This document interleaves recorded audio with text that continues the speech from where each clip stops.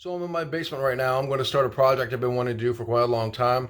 I'm going to build an Atari 2600 slash flashback controller using arcade parts. I've been wanting to do this for quite a long time, and I'm going to show you the process. It's going to take a couple of days to build. I'm going to record all the full process. As you can see, I'm down here in my basement with my Pac-Man stuff. I love Pac-Man. Awesome game. Miss Pac-Man is better, but I like Pac-Man too. Anyway, so I'm going to build this controller. I'm going to explain everything, try to make it step by step, try to make it as easy as possible. If you're considering building a custom Atari controller, hope this helps out. I'm going to make it very basic to try to help you out if you've never made one before. If you can work with wood, definitely helps to be able to do this, and I'll show you each step. So here we go. So here's a flashback controller. It's just like an Atari 2600 controller. Basically, it looks just like it, except this one is player one. It has the different the buttons on it for menu, select, start, rewind. I put a little label on it because the text I write on there is black, and it's almost impossible to read. I don't know why they didn't make a different color, so I just made a little label with the label gun. But this one I don't like. It's okay, but it's very loose. Whenever you use a controller, it's very loose, and it doesn't control nearly as good as the original one. You can use the original Atari controllers with the Flashback 9. This is what I got this from. However, it does not have these nice buttons where you can get to the menu, start, select. And so I wanted to build an Atari controller with this. So there's the original one. I'm going to show you some of the parts I got to build the new controller. Here's the main thing I needed. This is a HAP style arcade controller. It does 4 or 8 ways. I'm going to configure it for 4 ways so it'll work best with the Atari.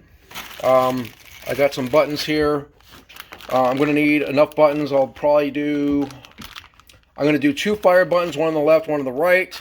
And then I'm going to use these for the menu, start, select, rewind functions. That's why I have all these buttons. Here's the micro switches, the wires for this. Now this kit, I bought a kit that you can build 2 of these arcade controllers. It's mostly made for Windows. Arcade sticks, it comes with a lot of buttons, and it comes with 2 of these. I'm going to build another one later. So this one actually has a board that you can do USB and hook all the buttons up to it. I'm going to build a controller later, hopefully, a second controller, because I have enough parts to build 2 controllers.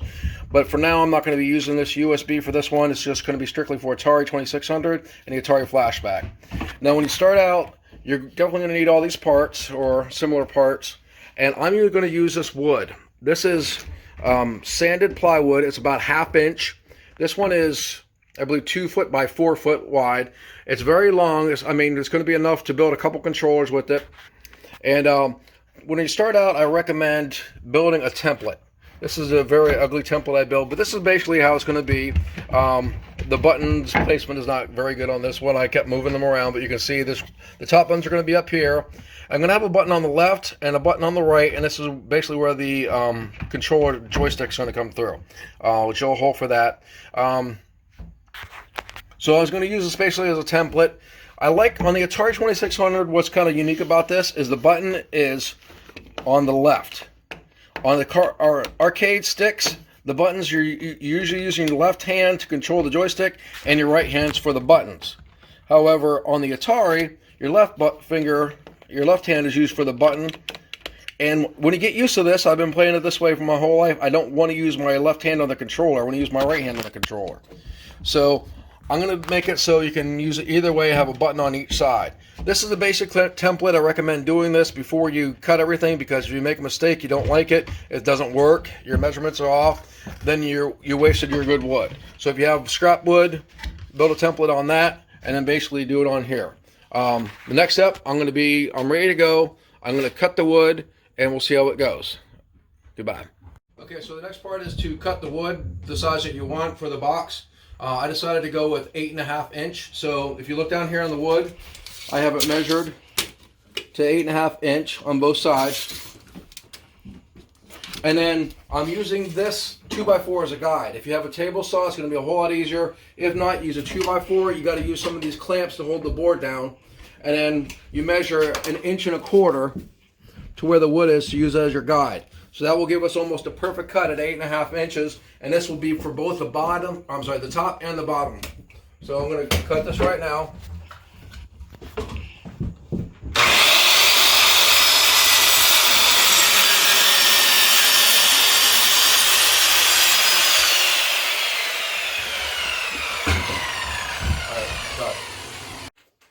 the next part, what I normally do is I take all my pieces and put it on the wood to try to get an estimate what it's going to look like when I'm done.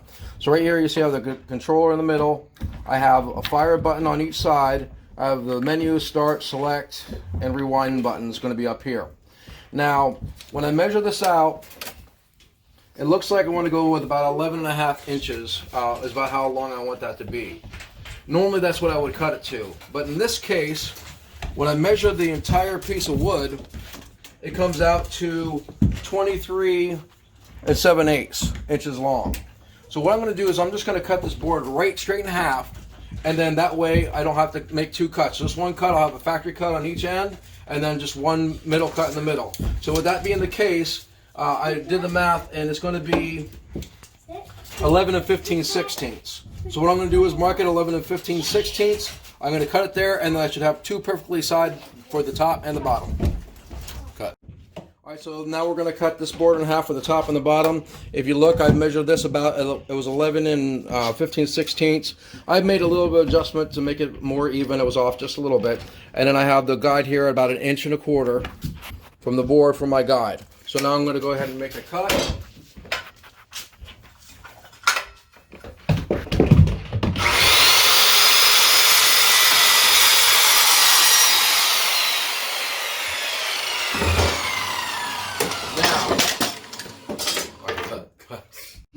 Okay, so right now we need to determine the width or the depth of this box. If it's too short, it's not going to work at all, and it'll be for nothing. So it has to be deep enough. You don't want it too deep because then your box is going to be really deep, and you don't really want one that big, or at least I don't. So the way to do this, you need to take the joystick and put it underneath, because the joystick mounts underneath. Here the button is going to mount on top of the box. So if you look, the depth of the button is much shorter than the joystick. So we need to measure the depth of the joystick from here to the end of that. When I take my tape measure and measure it approximately, I measure it's about 2 3/4 inch. Now to give it a little bit more depth, make the box so it's not tight up against there, I go about 3 inches at least, and I'm going to give it 1/8 of an inch of a buffer zone. So I decided to make my board 3 1/8 inches deep. So that's what I'm going to make the corners. So basically, I'm going to have 3 1/8 inch on all sides, and then like I said, this is going to be underneath, and the buttons are going to mount on top. So what I need to do is cut 4 boards. 1, 2, 3, 4. They're all going to be 3 1/8, and then I'm going to glue the box together and then mount the parts. Well, I'm going to mount the parts and then glue it together. I'm going to actually glue the top and the sides together, and I'm going to screw in the bottom so I can access the bottom again later on. So right now I'm going to go ahead and make the cuts for the sides. Alright, so now we're going to cut. This is going to be for the front and the back on the sides. So right now, if you look, I got 3 1/8 inch right here, and then on this side I got 1.25 inch. So I'm going to go ahead and make that cut. This one piece, like I said, will be the front and the back for the sides.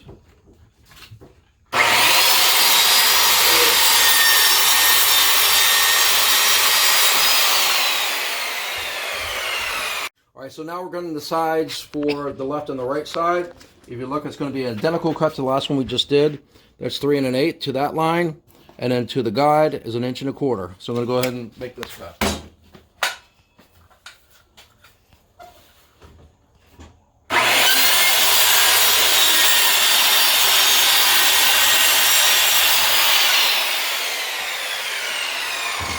Alright, so right now we're going to cut the front and the side and the back for the sides.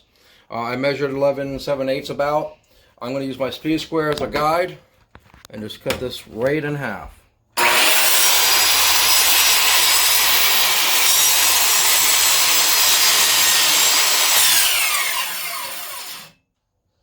I'm not doing that one. I'm going to use this, but I'm going to skip that part because that did not go well at all.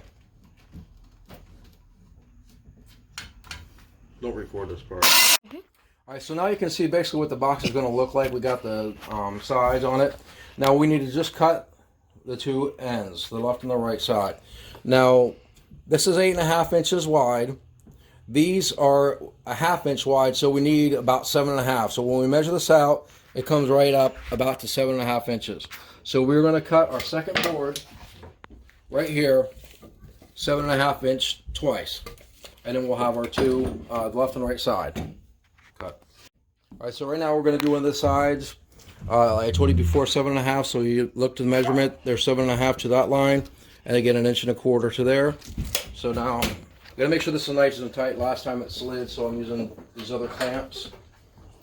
So I got those nice and tight with these clamps. I'm gonna cut the one side now.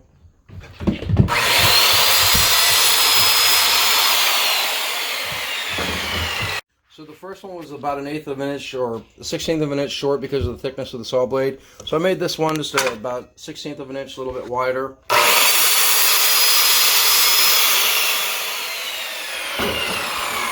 so now we're going to go over here, take a look at the box, see what the sides look like, see if it's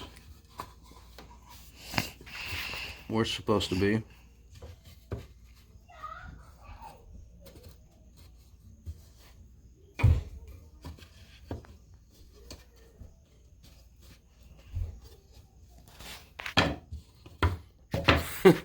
It's not easy to have this thing stand up on its own.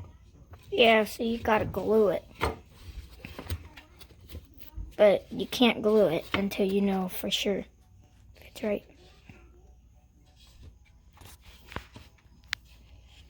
So I got the box pretty much ready to go over here.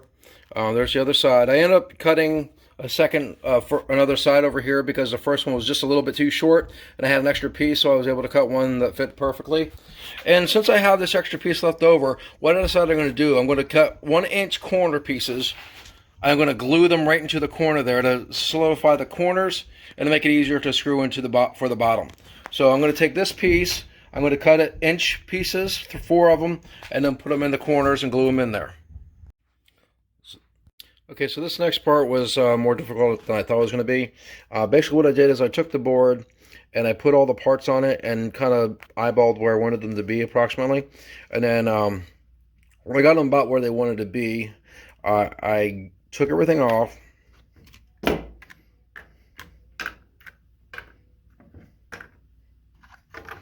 And then I basically measured to make it exact. So I measured from here to here, and then duplicated that on this side, and then I wanted to make sure I had the same area here, so I measured it there to there. I did the same thing with the controller, the joystick port. When I took it apart, it made it easier to do that. At the top, this is a little bit more difficult. Like I said, I measured from here to here and measured a line across this way. I also measured from here to here and then use the same measurement from there to there, so I get the buttons exactly where I want them to be. So the next step I'm going to need to do is draw out the holes for the buttons, and then basically for this, the only thing I'm going to need to drill at first is going to be the hole in the middle, and then I'll need to drill the hole for the mounts, which that'll be easier once I get the middle part done. So I'm going to go ahead and drill the holes now. For the drilling of the holes, I'm going to be using a spade, and I'll show what that looks like when I'm done doing the drilling. Lined up, I measured it, and it's 5/8 of an inch, basically from the bottom to the middle. 5 of an inch, so I drew a line straight across here, 5 of an inch from the bottom of that, so they'll all be lined up, and a 5/8 of an inch from here to there. So as you can see right now, I just drilled the holes in here for all the buttons and the center hole for the joystick. I used a spade, which was 1.25 inches. As you can see, these holes aren't perfect at all. If I had a hole drill, you see the bottom looks a lot worse, but you won't be able to see the bottom when after everything is covered. If I had a hole saw, it probably would have been better than the spade that I used, but that was all I had. And now it was 1.25 inches. Here it was, and for the most part, it's pretty good. It's not too bad, but if you had a hole saw, that'd probably work better. But that's after the holes are drilled in it. I'm going to sand this out and smooth it out a little bit now. So I drilled the holes, I sanded them out a little bit. As you can see, this is what the panel is basically going to look like when it's done. I don't have anything connected, I don't have the sides. That's just basically what the top panel is going to look like. I thought it looks pretty good so far. Just want to give you an update. I used a piece of sandpaper here just to sand out these holes. There's a little bit of gaps you can see because the spade drill is not perfect at all, but it worked. And as you can see, there's a little bit of holes here and there. a hole saw drill or whatever they call it would work better for this, but since I didn't have one to use this, next time I'll definitely go out and see if I can find something else for that. But overall, I don't think it's too bad so far. So there's an update. Now I have all 4 pieces. I wish I had a nail gun to nail this thing together and make it a whole lot easier, but I don't. So with that being the case, I'm going to use these wood clamps. If you don't have wood clamps, I would recommend a nail gun. If you can get either one of those. If not, that's what I'm going to try to do. Just use these wood clamps and I'm going to use regular wood glue. Glue these together, and then we'll go from there. Okay, so what I did is I put a bead of glue the whole way around the corners on the top part, and I put glue on the sides. Now I'm going to connect them together and clamp it down, both on the sides, from side to side, and then from the bottom to the top. Now I'm going to put this top part on, but I'm not going to glue that on. I'm just going to use that so I can clamp the top to the bottom to make sure this front part, all these pieces clamp to the top plate properly. Okay, so I got the gluing done. Now I'm going to show you the gluing part, but I got to warn you, this is somewhat scary. If you have a nailing gun, that's definitely much preferred than this. I could have did this a couple days in a row, but I want to get it done all at the same time, so I got to warn you, there is a lot of clamps on this. Okay, here we go. So this is the clamping. Now, again, you may not have all these clamps. I just so happen to have a lot of these clamps. I used every clamp I got, and I clamped every corner except for these 2 edges here. I basically clamped all 4 of these corners together. I glued there, there, there, and there. And I put these little end corners in as well. I clamped that one and that one. I didn't have any extra clamps. I mean, I reused a lot of them, so I don't have those 2 clamped, but they're glued in there. And I used this clamp here to clamp this side to the top plate, this side to the top plate. I have this clamp right here clamping that piece to the top plate, and this one to the top plate. And then what I did is at the end, I took a bead of glue and glued the entire interior of this. Now again, that is a lot of clamps. If you have a brad nailer gun, I think that's what they call it, I don't have one, this would be a whole lot easier. If you don't and you have a lot of extra clamps, then you can go this route. If not, you could do this a couple days in a row. I'll just clamp like the sides together. Once you got the side together, you could clamp the top to that. But hopefully this will glue or this will dry properly. And within 24 hours, this whole thing will be completely solid.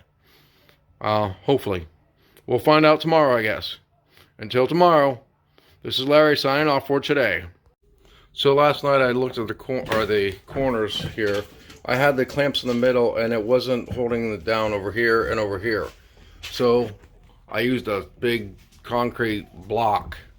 If you don't have clamps, you can use blocks. You can push it against a wall and hold it in that way. Clamps are definitely better, but if you don't have clamps, you can always go old school and get some big heavy objects and just push it against something to hold it flat, or to put it on top of something and hold it down. That'll get the glue to stick. So now I'm going to take it outside. I'm going to take all this stuff apart and start sanding. I'll show you what it looks like after the sanding's done. Okay, as you can see, the gluing is done. I took it apart and I did the first level of sanding. I used 60 grit paper and then 80 grit paper after that. I want to get all these corners smooth so they were all flat. You can see they're almost perfectly flat. When I sanded down this part, like a small layer of the wood came off, and so there was a hole near that, so I just filled it with wood filler. This side, as you can see, same thing. Put some wood filler in there. And then here's the bottom. I put the bottom on there because I wanted to square the edges around there too. I did round these corners off a little bit, and instead of having them like rough, I smoothed them out. One of the main reasons why I did that is because this wood is pretty soft. I don't know what plywood. I'm assuming pine or something. I don't know, but it is obviously soft.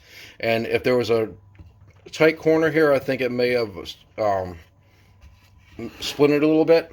And so I figured if I smooth it off a little bit, that may not happen.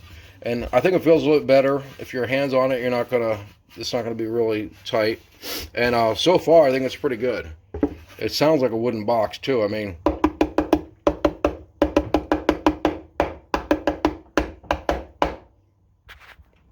so that's it for the sanding, part 1.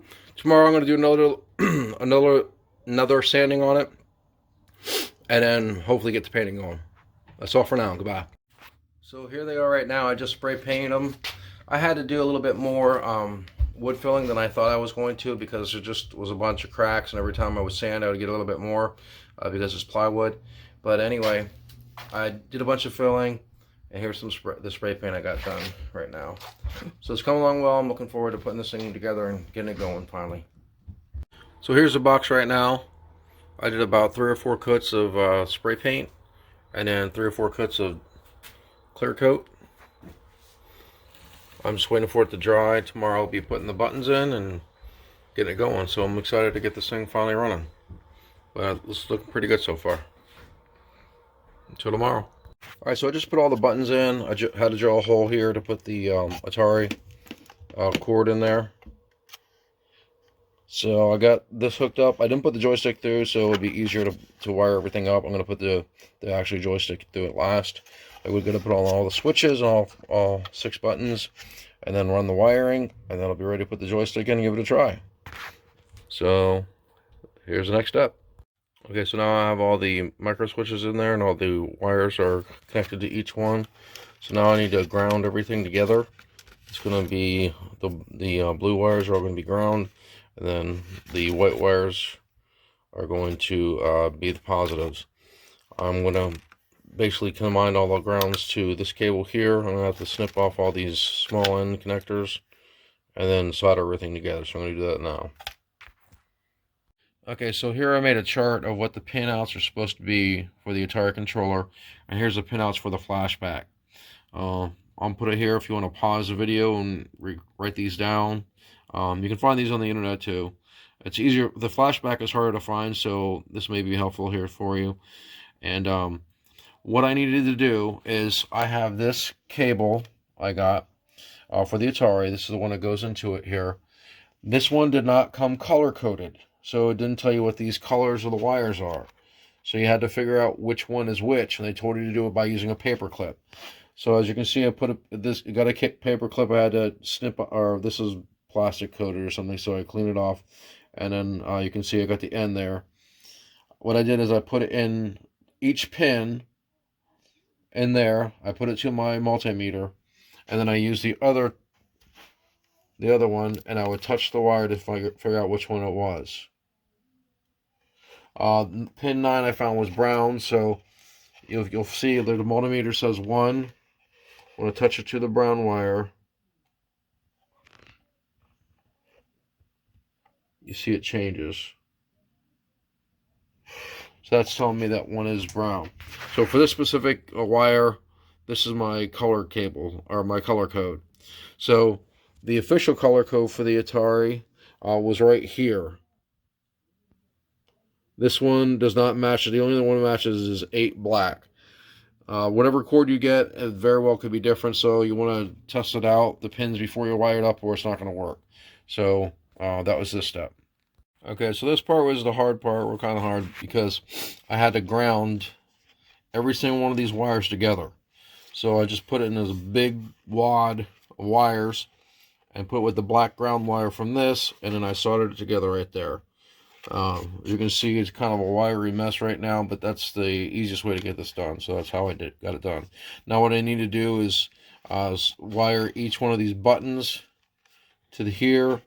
I'll need to wire a couple of them together for the flashback menu buttons, but generally it's just going to be one button per wire. So that's next. So I just got the wiring done. I haven't tested it at all yet. Just got all these wires together. This was not easy at all. As you can see, I have all these connectors. Basically what I did is this is the wire coming in, and then the wires I need, I just spliced on a wire for the colors I needed. Like there you can see the orange and blue, and then I spliced everything together, and there's one big mess. Hopefully it works. Like I said, I haven't tried it yet. I'm going to test it on the voltmeter and make sure everything works properly before I hook it up. But that's where I'm at now. Thanks.